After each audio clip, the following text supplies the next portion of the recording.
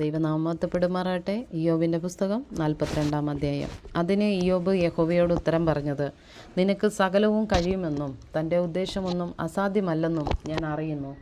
അറിവ് കൂടാതെ ആലോചനയെ മറിച്ചു കളയുന്നൊരുവനാർ? അങ്ങനെ എനിക്കറിഞ്ഞൂടാതെ വണ്ണം അത്ഭുതമേറിയത് ഞാൻ തിരിച്ചറിയാതെ പറഞ്ഞുപോയി. കേൾക്കണമേ, ഞാൻ സംസാരിക്കും, ഞാൻ നിന്നോട് ചോദിക്കും, എന്നെ ഗ്രഹിപ്പിക്കണമേ. ഞാൻ നിന്നെക്കുറിച്ചൊരു കേൾവി മാത്രമേ കേട്ടിരുന്നുള്ളൂ, ഇപ്പോഴോ എൻ്റെ കണ്ണാൽ നിന്നെ കാണുന്നു. ആകയാൽ ഞാൻ എന്നെ തന്നെ വെറുത്ത് പൊടിയിലും ചാരത്തിലും കിടന്ന് അനുതപിക്കുന്നു. യഹോവ ഈ വചനങ്ങളെ ഇയ്യോബിനോട് അരുളി ചെയ്ത ശേഷം യഹോവ തേമാന്യനായ എലീഫസിനോട് അരുളി ചെയ്തത്, നിന്നോടും നിൻ്റെ 2 സ്നേഹിതന്മാരോടും എനിക്ക് കോപം ജ്വലിച്ചിരിക്കുന്നു. എൻ്റെ ദാസനായ ഇയ്യോബിനെ പോലെ നിങ്ങൾ എന്നെക്കുറിച്ച് വിഹിതമായത് സംസാരിച്ചിട്ടില്ല. ആകയാൽ നിങ്ങൾ 7 കാളയെയും 7 ആട്ടുകൊറ്റനെയും എൻ്റെ ദാസനായ ഇയ്യോബിൻ്റെ അടുക്കൽ കൊണ്ടുചെന്ന് നിങ്ങൾക്ക് വേണ്ടി ഹോമയാഗം കഴിപ്പീൻ. എൻ്റെ ദാസനായ ഇയ്യോബ് നിങ്ങൾക്ക് വേണ്ടി പ്രാർത്ഥിക്കും. ഞാൻ അവൻ്റെ മുഖം ആദരിച്ച് നിങ്ങളുടെ മൂഢതയ്ക്ക് തക്കവണ്ണം നിങ്ങളോട് ചെയ്യാതിരിക്കും. എൻ്റെ ദാസനായ ഇയ്യോബിനെ പോലെ നിങ്ങൾ എന്നെക്കുറിച്ച് വിഹിതമായത് സംസാരിച്ചിട്ടില്ലല്ലോ.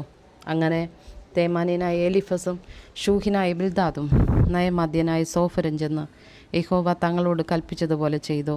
യഹോവ ഇയ്യോബിൻ്റെ മുഖത്തെ ആദരിച്ചു. ഇയ്യോബ് തൻ്റെ സ്നേഹിതന്മാർക്ക് വേണ്ടി പ്രാർത്ഥിച്ചപ്പോൾ യഹോവ അവൻ്റെ സ്ഥിതിക്ക് ഭേദം വരുത്തി. മുമ്പേ ഉണ്ടായിരുന്നതൊക്കെയും യഹോവ ഇയ്യോബിന് ഇരട്ടിയായി കൊടുത്തു. അവൻ്റെ സകല സഹോദരന്മാരും സഹോദരിമാരും മുമ്പേ അവന് പരിചയമുള്ളവരൊക്കെയും അവൻ്റെ അടുക്കൽ വന്ന് അവൻ്റെ വീട്ടിൽ അവനോടുകൂടെ ഭക്ഷണം കഴിച്ചു. യഹോവ അവൻ്റെ മേൽ വരുത്തിയിരുന്ന സകല അനർത്ഥത്തെയും കുറിച്ച് അവർ അവനോട് സഹതാപം കാണിച്ച് അവനെ ആശ്വസിപ്പിച്ചു. ഓരോരുത്തരും അവന് ഓരോ പൊൻനാണ്യവും ഓരോ പൊന്മോതിരവും കൊടുത്തു. ഇങ്ങനെ യഹോവ ഇയ്യോബിൻ്റെ പിൻകാലത്തെ അവൻ്റെ മുൻകാലത്തേക്കാൾ അധികം അനുഗ്രഹിച്ചു. അവന് 14,000 ആടും 6,000 ഒട്ടകവും 1,000 ഏർക്കാളയും 1,000 പെൺകഴുതയും ഉണ്ടായി. അവന് 7 പുത്രന്മാരും 3 പുത്രിമാരും ഉണ്ടായി. മൂത്തവൾക്ക് അവൻ യമീമ എന്നും രണ്ടാമത്തവൾക്ക് കെസിയ എന്നും മൂന്നാമത്തവൾക്ക് കേരൻ ഹപ്പൂക്ക് എന്നും പേർ വിളിച്ചു. ഇയ്യോബിൻ്റെ പുത്രിമാരെ പോലെ സൗന്ദര്യമുള്ള സ്ത്രീകൾ ദേശത്തെങ്ങും ഉണ്ടായിരുന്നില്ല.